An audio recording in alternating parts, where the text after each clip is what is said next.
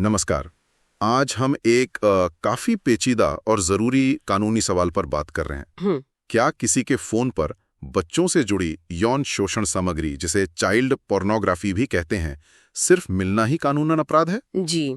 या ये जरूरी है कि उसे आगे फैलाया गया हो? जी, ये सवाल काफी अहम है। ये मद्रास हाई कोर्ट से होते हुए सुप्रीम कोर्ट तक पहुंचा और सुप्रीम कोर्ट का जो हालिया फैसला है वो इस पर काफी रोशनी डालता है। हाँ, मैंने पढ़ा। Just rights for children alliance बनाम एस हरीश वाला मामला है ना? बिल्कुल। मामला ये था कि हाईकोर्ट ने एक व्यक्ति पर लगे आरोप वो खारिज कर दिए थे। उनका मानना था कि जब तक सामग्री फैलाई ना जाए तब तक POSCO एक्ट की धारा 14(1) या IT एक्ट की धारा 67(b) इनके तहत अपराध नहीं बनता। अच्छा। लेकिन सुप्रीम कोर्ट ने इस सोच को पूरी तरह पलट दिया और कानून की कई अहम बातों को साफ किया, खासकर बच्चों की सुरक्षा को देखते हुए। अच्छा, तो हाई कोर्ट की सोच थी कि सिर्फ रखना काफी नहीं है। सुप्रीम कोर्ट ने ऐसे क्यों गलत माना? उनका मुख्य तर्क क्या था?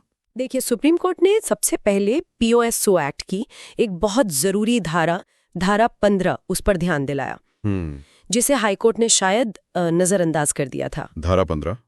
वो धारा 14 से अलग कैसे है? हाँ, देखिए, धारा 14 सामग्री में बच्चों के इस्तेमाल से जुड़ी है, लेकिन धारा 15 वो सीधे सीधे ऐसी सामग्री के भंडारण मतलब स्टोरेज या कब्जे की बात करती है, खासकर अगर इसके पीछे इरादा गलत हो। यानी गलत इरादे से सिर्फ रखना भी अपराध हो सकता है?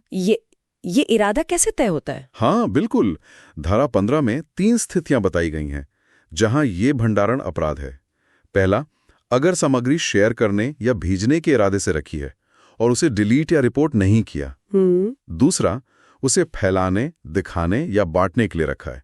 और तीसरा, अगर व्यावसायिक फायदे के लिए रखा है। ओके।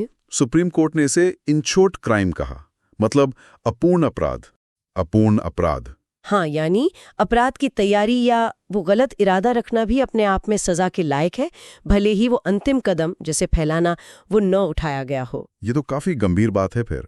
पर एक सवाल है, मान लीजिए किसी ने सामग्री डाउनलोड नहीं की, बस ऑनलाइन स्ट्रीम की या देखी, क्या वो भी कब्जे में आएगा? हाँ, ये अच्छा सवाल है। यहीं पर कंस्ट्रक्टिव पोजेशन का सिद्धांत आता है। कंस्ट्रक्टिव पोजेशन, रचनात्मक कब्जा। जी, रचनात्मक कब्जा। सुप्रीम कोर्ट ने साफ किया कि अगर किसी व्यक्ति का उस सामग्री पर नियंत्रण है, मतलब कंट्रोल है, जैसे उसे देखने की, डिलीट करने की या शायद शेयर करने की क्षमता है। अच्छा। तो भले ही वो उसके डिवाइस पर परमानेंटली स्टोर न हो, उसे कानूनन कब्जा माना जा सकता है। नियंत्रण होना जरूरी है। समझ गया, नियंत्रण। और ये कैसे साबित होगा कि सामग्री में वाकई कोई बच्चा है? क्या उसकी उम्र का कोई पक्का सबूत चाहिए होता है? नहीं, देखिए, POSCO एक्ट की धारा 21D ये कहती है कि उम्र का कोई ठोस सबूत जरूरी नहीं है। अगर पहली नजर में, मतलब प्रिमा फेसी, कोई भी आम समझदार व्यक्ति ये मानता है कि सामग्री में बच्चा दिख रहा है या शामिल लगता है, तो कानून उसे बाल यौन शोषण सामग्री मानेगा। सबूत का जो बोझ है वो फिर बाद की कार्रवाई में आता है। ठीक है।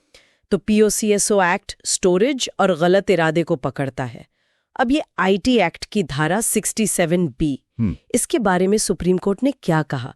क्या वो सिर्फ फैलाने पर लागू होती है, जैसा हाई कोर्ट मान रहा था? नहीं, कोर्ट ने स्पष्ट किया कि IT एक्ट की धारा 67(b) का दायरा भी काफी बड़ा है।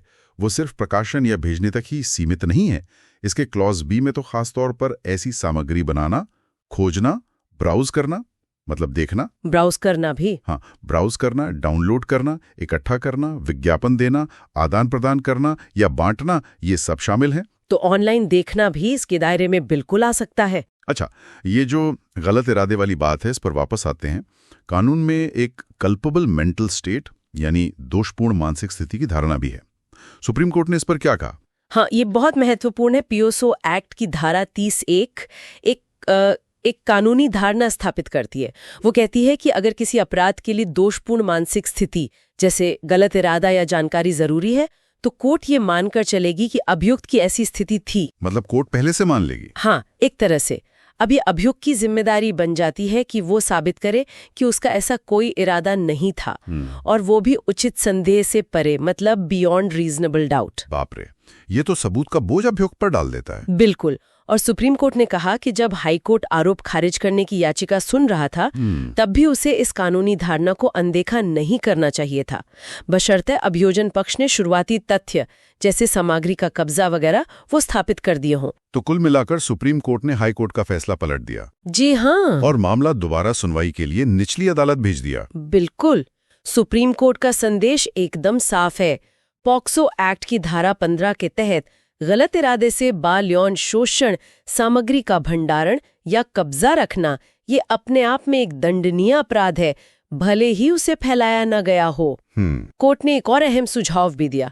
उन्होंने कहा कि चाइल्ड पोर्नोग्राफी शब्द की जगह बाल यौन शोषण और दुर्व्यवहार सामग्री यानी CSEAM, child sexual exploitation and abuse material, इसका इस्तेमाल होना चाहिए। CSEAM क्यों? क्योंकि कोर्ट का मानना है कि ये शब्द अपराध की असल गंभीरता और बच्चे पर होने वाले असर को बेहतर तरीके से दिखाता है।